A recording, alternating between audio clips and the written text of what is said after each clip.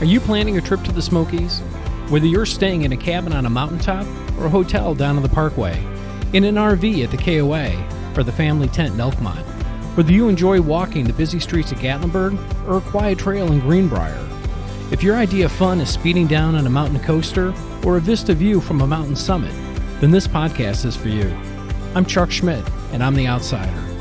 From moonshine to pancakes, from your wedding day to a family reunion, we're here to make your visit more enjoyable, more memorable, sharing with you more of the Smokies. So if your idea of the perfect park is Dollywood or the Great Smoky Mountains themselves, we've got a lot to talk about. So let's get started. But first things first, don't feed the bears. Well.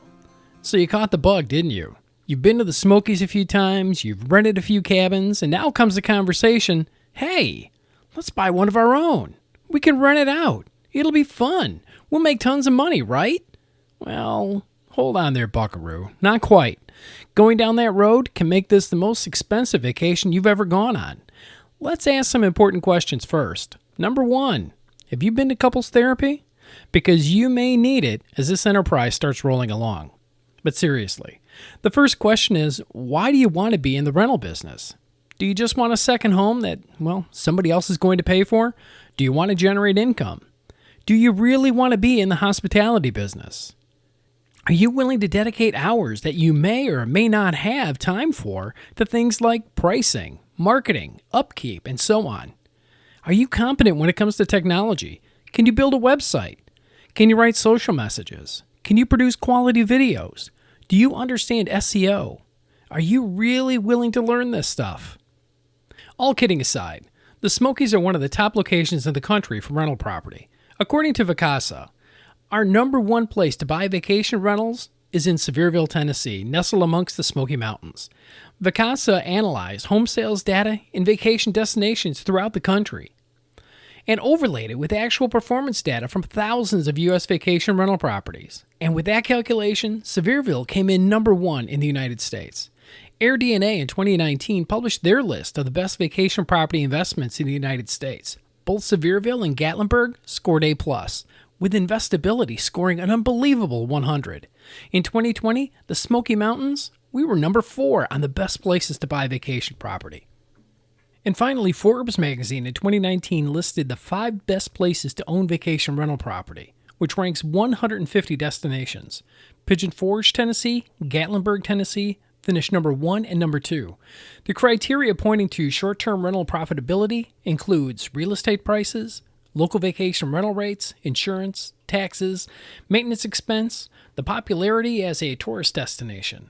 Forbes said, the Southeast did extremely well this year, especially in non-luxury markets like the Smoky Mountains. There they have very friendly short-term rental regulations, it's a 4-season market, and a 5-hour drive from several major cities. I could keep going, but you get the point. What do you think all of this publicity has done to property values in the Smokies? Yep, they've skyrocketed over the past year. With 12 million people coming to the Smokies now on vacation, demand is not showing any signs of slowing. Even though property sales have risen very quickly, the return on investment still works for purchasing property and renting it out. The days of a sub-$99 per night lodging experience may have moved into the hotels on the Strip and out of the cabins. If your cabin is only renting on price, then you really need to take a look at your experience offered, because you are certainly leaving money on the table and are hurting all the other cabin owners. Let's tackle some of the questions I posed. Why do you really want to be in the rental business? Do you just want a second home and you want somebody else to pay for it? There isn't a darn thing wrong with that approach. Some serious owners may frown on that approach, but who cares? They think you're just dabbling in the experience. If you're offering a great experience and maintain the property in prime condition, that's the important thing. Do you want to generate income? How much? Is this for retirement? The kids' college? Are you in this just for the appreciation value of the property? You can do all of the above, but you have to fire on all cylinders to make that happen. You need to buy the property at the right price, build out your own budget and stick to it, get your pricing right, and hit your occupancy numbers. We will hit on most of these points during this podcast. Now, do you really want to be in the hospitality business? Even before you turn on your VRBO listing, you're in the hospitality business. Congrats! Every detail matters. Every decision you now make determines your rates, the demand, and customer satisfaction.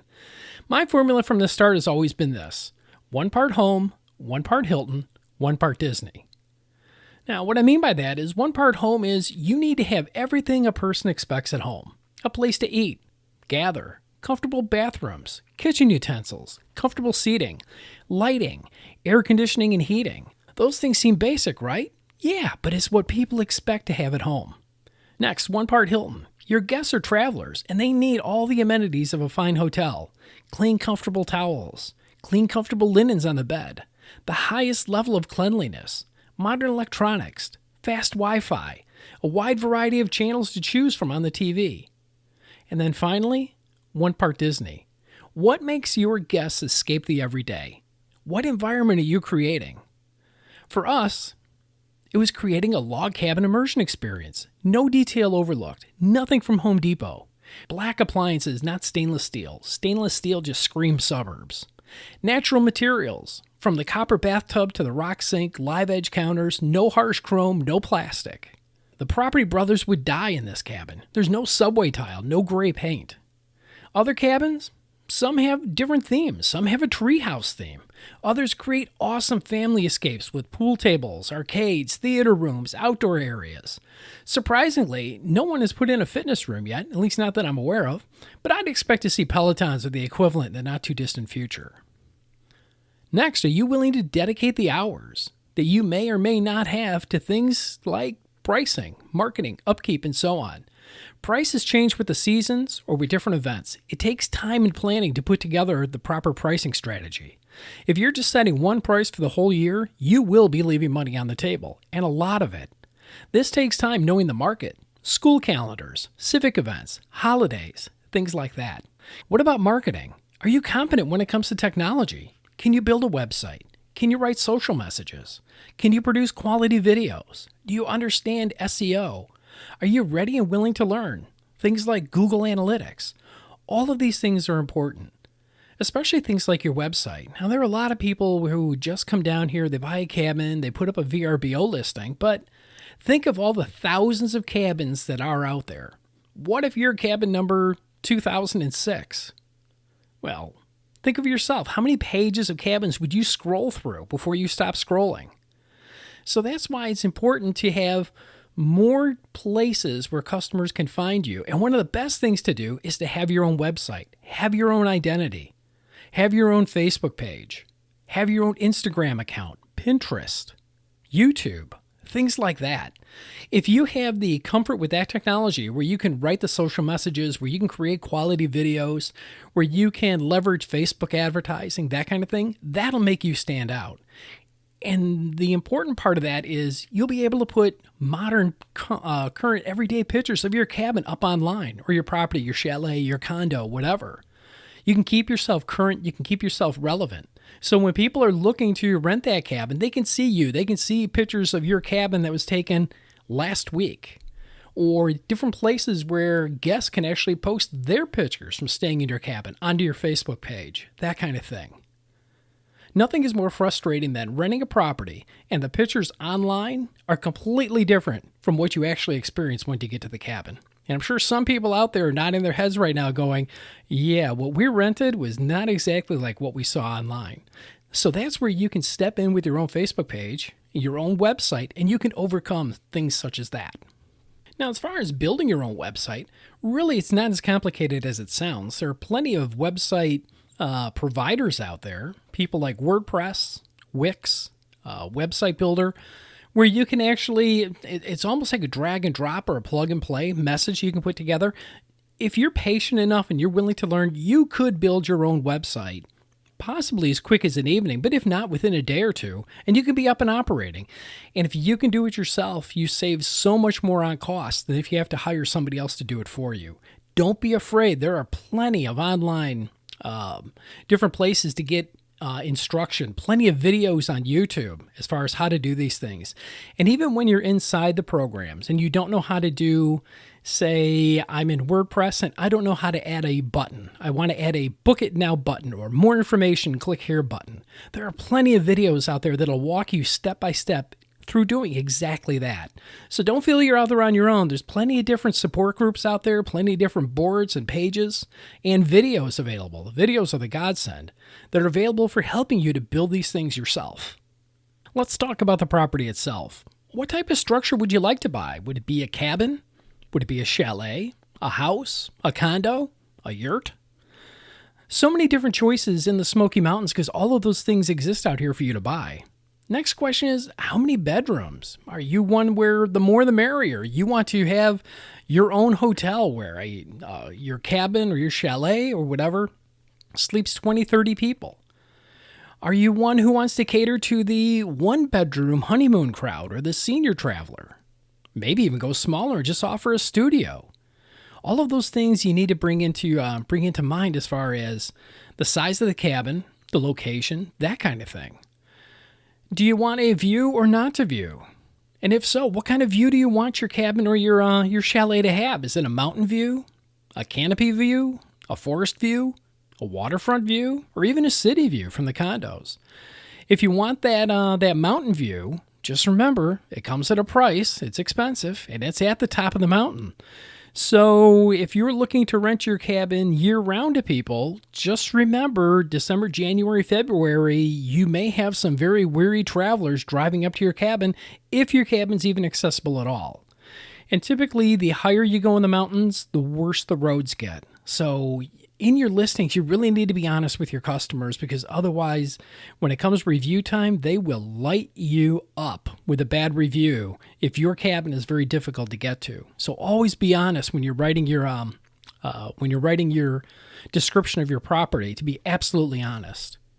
So a little less is a canopy view, and what I mean by a canopy view is there are a lot of mountains that kind of, I don't mean to say hang off the mountainside, but they do. They're kind of like built into the mountainside. So when you step out onto the back deck of the cabin, you're actually looking at the top of the trees or looking straight into the top of the trees. And that's called a canopy view. And that's pretty interesting. That's kind of fun because you get to see the birds and the squirrels and that kind of thing that are up in the tops of the trees that a lot of people don't get to see. And you still get the view of what's going on the forest floor below you, such as bears.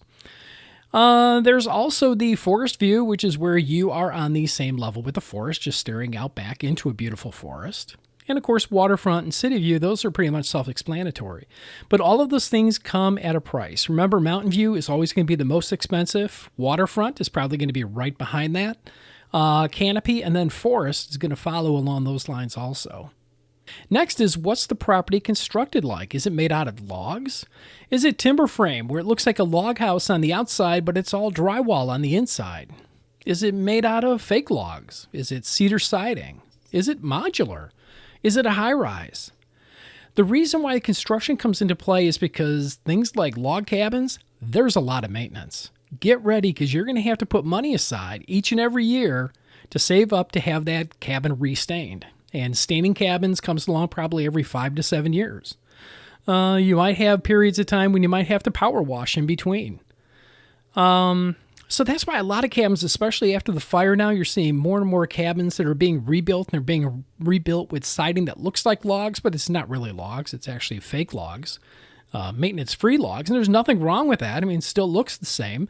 Might have a little different feeling for your guests who want the log cabin experience because you're not quite going to have that on the inside.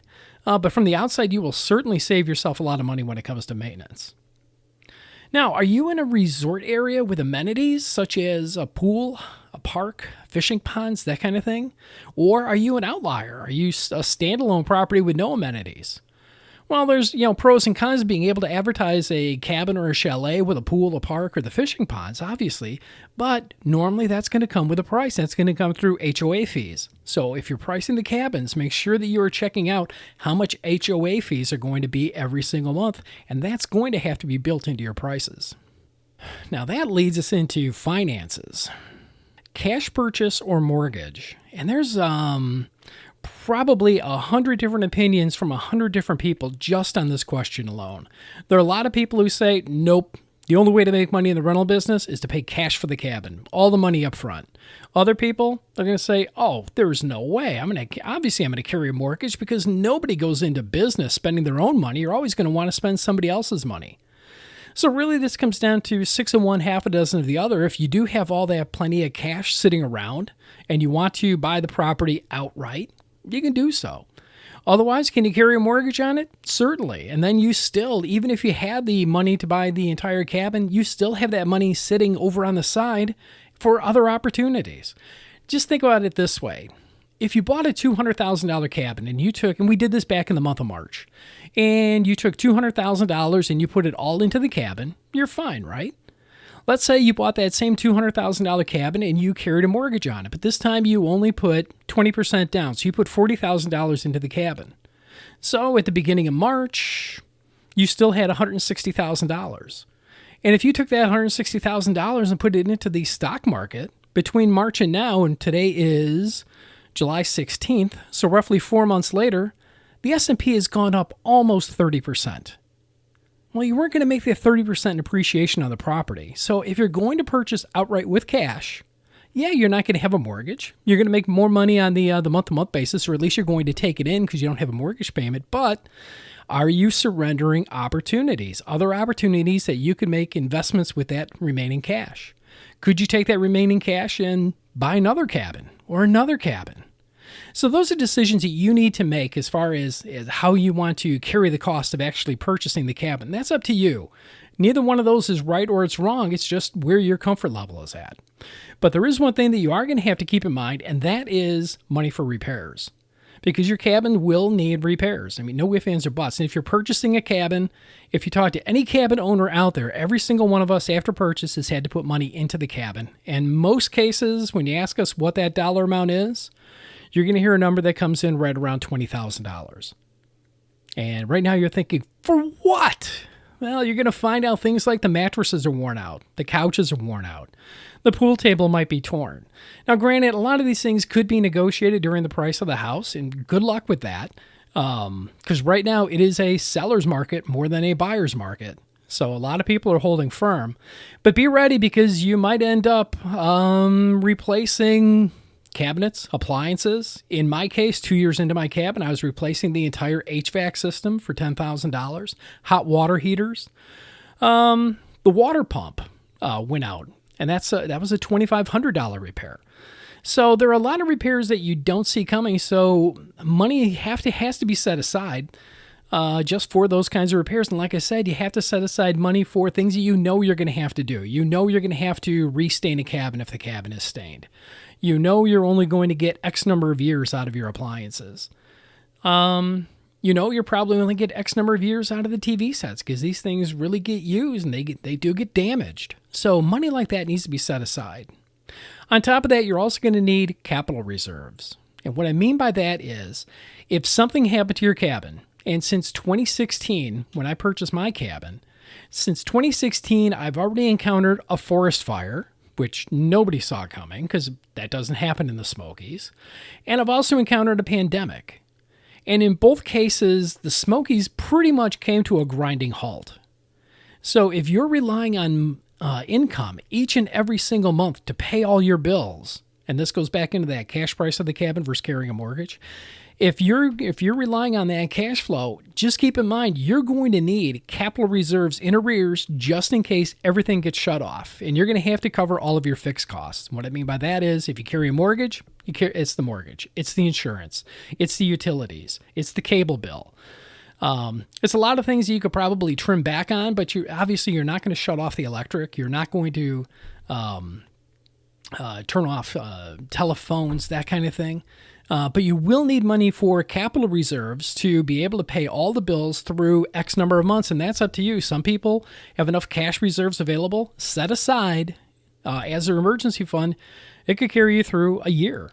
And if you're carrying less than 6 months of that, you really need to take a look at your financial situation going into this, because you really need to be prepared for something like this. I was stunned that when the whole COVID pandemic arose, just how many people started panicking about no money coming into their cabins because they didn't have anything saved up in reserves. So remember, this is a business, and you have to run it like a business. Now, having said that, what's your estimated budget going in? And when I say that, You need to take a look, obviously, at your mortgage, your taxes, your HOA fees, that kind of thing. But there's a lot more that goes along with it. If you're going to have cable TV, if you're going to have satellite TV, you're going to obviously have to supply Wi-Fi and internet. That's one of the number one amenities that anybody looks for in a cabin right now is Wi-Fi and internet. So if you're looking for a cabin and you're looking in an area that you think is just absolutely beautiful and there's no Wi-Fi, oh, get ready, because you just kind of shaved off a lot of the customers that could be staying with you. So keep that in mind. But establishing other things in your budget, things that you never really thought of, like electronics, batteries, just common supplies you're going to be going through every month. Every one of these lines is going to need a budget attached to it for you to estimate where your break even is. And then more importantly, what is the number of nights that you need to book each and every month for you to hit that break even? And then also how much money, again, to put away for just your standard maintenance funds, log standing, appliances, broken furniture, pots, pans, dishes, that kind of thing. A lot of these things you're going to have on site because they're going to need to be replaced either by your cleaning crew or by yourself when you come down on your inspection visits, which, by the way, take you off on a note here. There are a lot of people who buy cabins who never, ever come back to visit their property. They just buy it as an investment and they just let it run. And typically when you read customer reviews, you can pick out pretty quickly which cabins those are because you're going to start seeing complaints like this owner doesn't care about the property, this owner doesn't care about this owner doesn't care about that. So it becomes very quick as far as who's down there and who's not. I really recommend coming down to your property at least once a quarter to inspect the property. We come down every 60 days as far as inspecting our property. And then we spend an extended time during one part of the year, and it's normally in September right after the summer season, where we make sure that everything has been repaired. Anything that might have been damaged or out of place or things that need maintenance, that kind of attention. And we work on that during the month of September, gets ready for our fall season. Then we come back in May of next year, make sure that everything is prepared and ready to go for the summertime. So if you do buy the property, just be prepared to start penciling out time for coming down for repairs, inspections, that kind of thing. Now, that leads me to my next topic, and that is, what does your property management look like? Will you have a property manager or will you self-manage? Is it a large or a small property manage? Now, there's pros and cons to all of this, and I know a lot of people like the control of being able to self-manage. There are a lot of people out there who just don't have the time, and they need to have a property manager. I am one of those people. I have a property manager. So that's a personal decision that you need to make. The one nice thing about self-managing is you really have micro control over what your product is and how you want your property to be displayed and your marketing and everything along those lines. With a property manager, you kind of get lumped in with everybody else as far as how your property is displayed on their website. But again, this is where it goes back to the importance of having your own website and your own message, being able to get that out there. That's why I recommend it to everybody. Develop your own brand. Be your own cabin. Be your own property. And then use your property manager pretty much as your booking agent. And then they take care of all those details that you don't want to deal with. I'm going to touch on those here in a second here. But property managers, they do have a place. And for very busy people, they do serve a purpose. But you're going to pay for it. And a property manager, depending on what kind of arrangement you have with them, it could be anywhere between a split of 25% of gross income and 40% of gross income. It all depends on the property manager, the type of property you have, how many properties you have with them. But pretty much that is negotiable with a lot of them. The next thing is, if you're going to use a property manager, you need to decide, is it going to be a large property manager or a small property manager? Meaning, we've got some property managers down here that manage hundreds of cabins. And you know the names. It's American Patriot Getaways, it's Cabins USA, that kind of thing. Large property managers. There are also small property managers, and these might be people managing as few as 20 properties. And that's people like Bear Tracks property managers, Blue Mist property managers. They do a great job. So they're a little more hands-on, a little more in control with you as far as keeping in touch with you, as far as managing the properties. Do they have all the bells and whistles of marketing and the reservation people and all that stuff behind them that you have with the large companies? No, probably not. But they do a great job of giving the individual attention to you as the owner, as well as to the customer. It's a lot more connected. I think that's a good word for it. You're a lot more connected both to the owners and to the customers when using smaller property managers versus a large property manager.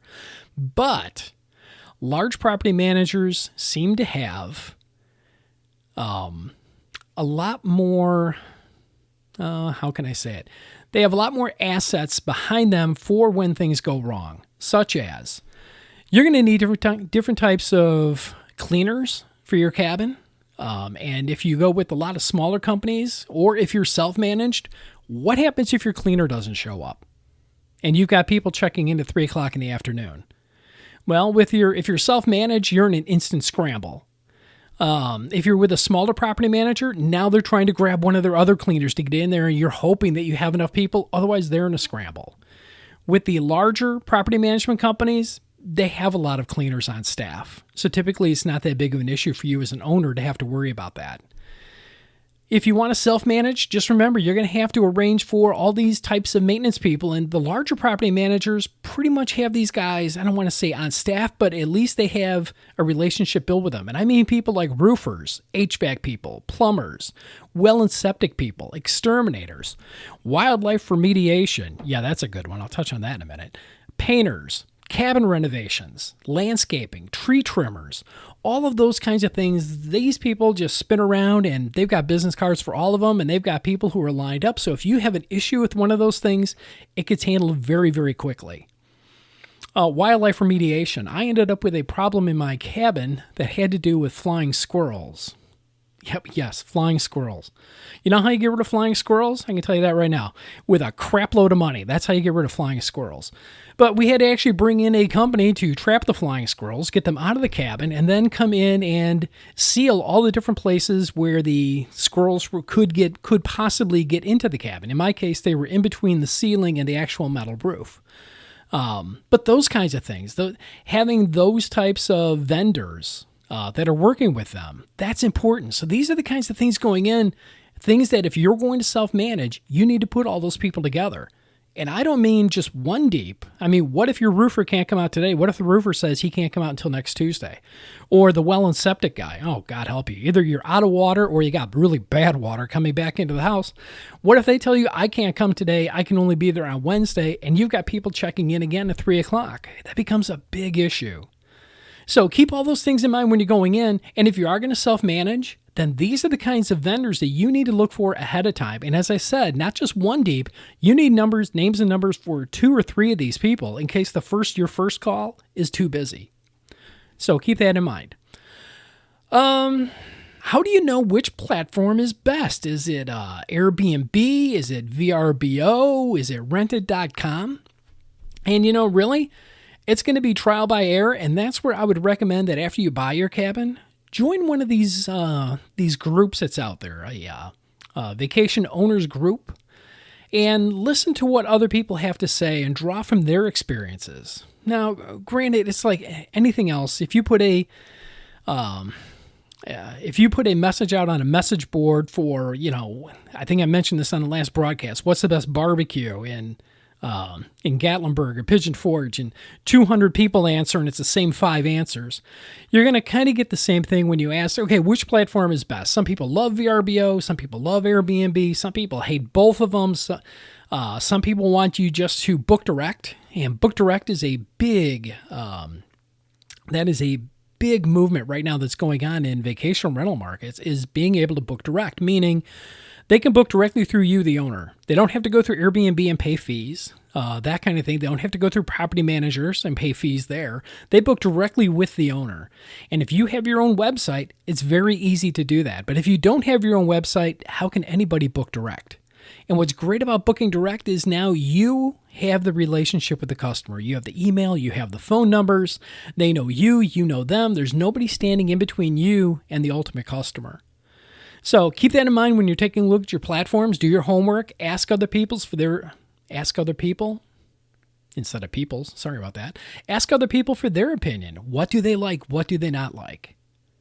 Now, next is, what are your customer handling skills like? Do you mind getting that 11 p.m. phone call that the toilet is clogged when you're 400 miles away from the cabin? I know the first thing that's going through your mind is, well, what do you want me to do about it?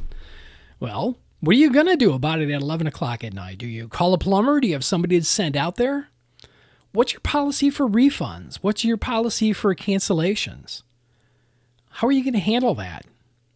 If a customer had a bad time, that customer, let's say, that toilet clogged, not only did it clog, it overflowed and it just ruined their vacation. I want my money back.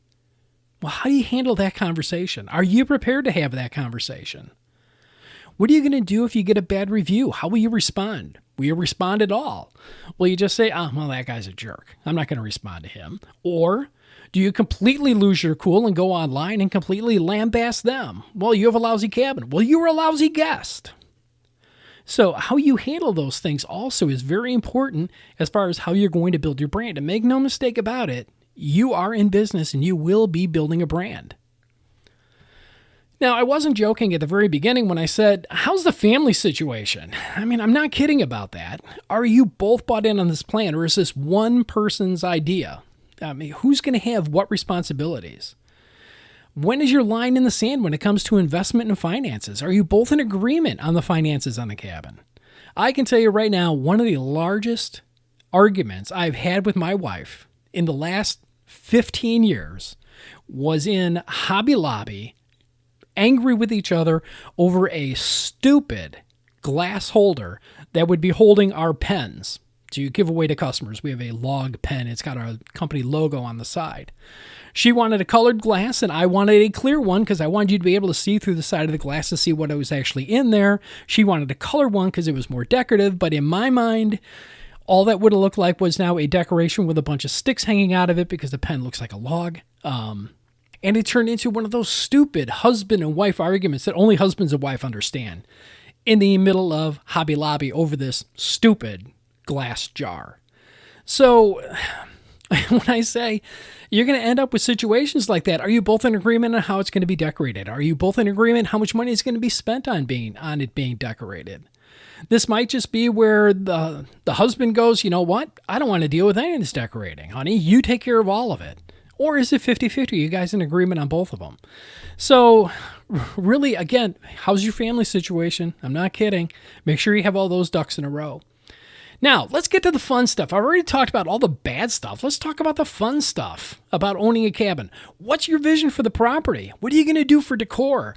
I've seen, like in my cabin, like I said, it's a log cabin immersion. Everything's natural. Everything's, as I said, Disney-ish. I wanted to create a log cabin experience for anybody who's coming to stay with us. So it had to have the right touch and the right feel. Everything from, it sounds stupid, but knobs on the cabinets.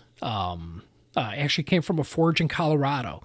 The actual cabinets themselves we had custom made because I wanted that really rugged, looks like part of the cabin look. That's when I say nothing from Home Depot. But this is when you get to pick out the theme of your cabin. What is my product going to be like? This is the best stuff. This is the really fun stuff. What about those amenities? As I talked about, what about the games you're going to put in? The pool table, shuffleboard. Are you going to have foosball? What about pinball machines? Are you going to bring those in? Are you going to bring in video arcade machines? That kind of stuff. How about a home theater? Are you going to put a theater in? How many seats? What are the seats going to look like? What's the screen going to be like? What's the sound system? What is going to make your property different? Why should I book with you? That's where this vision, whatever vision you have in your mind, that's where this comes into play.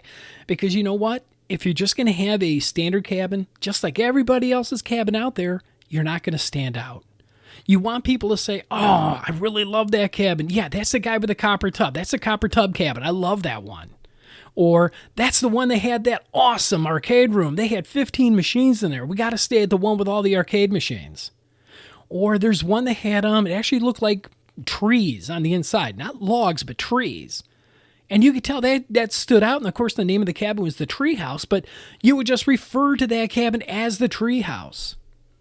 So that's the really cool stuff is when you get to actually start building your product. That's when you can tell in my voice I get passionate about this because I love that step of this process. Next thing you have to keep in mind is, are you going to be pet friendly? Do you want dogs and cats and that kind of thing coming into your cabin? I mean, those are the kinds of things you need to decide on. What about kid friendly? Yeah, you heard me right. Kid friendly. There are some cabins that don't allow children. Normally, they're very small cabins. They might be studios, or they might be a one bedroom, and they put a minimum age on it, no kids, that kind of thing. And that's typically when they're trying to be an upper level cabin, that kind of thing. Going back to the pet-friendly cabin thing for a second, there are a lot of people who aren't pet-friendly. My cabin is not pet-friendly because we worry about people and allergies and that kind of thing. And I have dogs, but I don't even bring my dogs to my own cabin. So if you're not pet-friendly, that means typically it's not even pet-friendly to you to bring your dogs down there.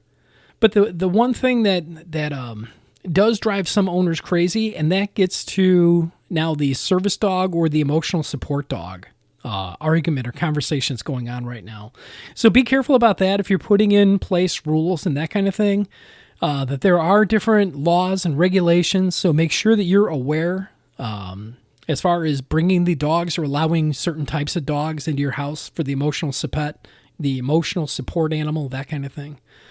I'm sorry, stepping back then to the kid-friendly cabin. Yeah, a lot of those cabins are really nice. They're higher level, more luxury, and again, it's geared towards an older clientele, thus the not kid-friendly cabin. And then finally, what is the name of your cabin going to be? What does the name say about the cabin? Is it original? Please don't think that you're going to come down to the Smokies, name your cabin Bare Necessities, and be the only one, because you're probably going to be behind 20 or 25 other cabins named Bare Necessities. My cabin originally was named Bare Necessities, and I'm not kidding. I drove past 4 other cabins named Bare Necessities to get to my cabin that I bought. So spend some time, research the other cabin names that are down here, because you don't want to share your name with somebody else. You want your name to be original. And then in my personal recommendation, I would recommend you to protect it. And that means putting a trademark on it. If you come up with a really cool name that's really unique, put a trademark on it. And that's easier to do than you think. There are companies out there that will actually help you in getting a trademark. It's going to cost you maybe $250, something like that. But when it gets down to your business, protecting your business, the name of your business, the name of your cabin, it's $250 well spent. Or you can do it yourself, and you can go on to these really complicated government pages. If you think your taxes are bad, just wait till you try to fill out a trademark page. It's completely insane. But again, it's a good thing to do. It protects your cabin, and then if somebody pops up, they saw your name, and they decide to copy it, well, then you send the cease and desist letter. Anybody who wants to try dancing barefoot, you will get my cease and desist letter. With that, I don't think that there's anything that I didn't talk about here. Investing in the Smokies and property down here, yeah, for some it's a really great investment, but I will caution you, you are in the hospitality business. You have to love it, and I do love it. I love that part of the business. I love when the customers leave us 5-star reviews. They tell us what a great time they have. There's nothing more thrilling than somebody trusting us with their honeymoon, coming down and spending their honeymoon or a special birthday or an anniversary, and they picked our property to spend it in. And then when they tell us that we met and exceeded all of their expectations, it makes my day. It's exactly what we're looking for. Well, with that, I want to thank you for listening. This is the end of season number 2. This is the 24th episode. I'm going to be taking a short break, and then I'm going to be coming back with season number 3. But in the interim, between season 2 and season 3, I will actually be doing another podcast. I've never talked about this before, but I am a cancer battler. I have been battling cancer for the last couple of years, and it is prostate cancer. So I am starting another podcast. It is called Prostate Cancer Sucks, but There Is Hope. And that'll be debuting. The trailer is up for it now, and that's going to be a short mini cast. It's probably going to be maybe 6 episodes. But my goal of that is to tell my story and what I went through battling prostate cancer and getting men to go see the doctor, because men are big, dumb, stubborn animals, and they don't like going to the doctor unless things are falling off their body, and even then they'll still delay it for another 2 weeks. But I'm actually going to be telling my story about battling prostate cancer and exactly what I've went through. So if you know anybody who is going through something similar, or some gentleman in your life who you're trying to get to nudge to go to the doctor, again, you can tell it's not the typical title, Prostate Cancer Sucks, but There Is Hope. And we do have a website, prostatecancersucks.com. We have that also. And again, that's going to be debuting probably in August. And like I said, the trailer is up there for it now. And again, it is on Apple Podcasts, Stitcher, Spotify. It'll be on Podbean shortly, anywhere where you get your podcasts, anywhere where you listen to the podcast platform. With that, I want to thank you so much for listening to season number 2. Again, my name is Chuck Schmidt. And remember, a fed bear is a dead bear. Please don't feed the bears. Thanks for listening. An outsider's guide to the Smoky Mountains was brought to you by Dancing Barefoot Cabin. If you're looking for a log cabin lodging experience beyond the ordinary, then Dancing Barefoot Cabin is for you. Conveniently located in between Pigeon Forge and Gatlinburg. Explore the possibilities at dancingbarefoot.com. That's dancingbarefoot, BEARFOOT.com. Pizza Bear illustration by Kenton Visser. Music by Jay Denton.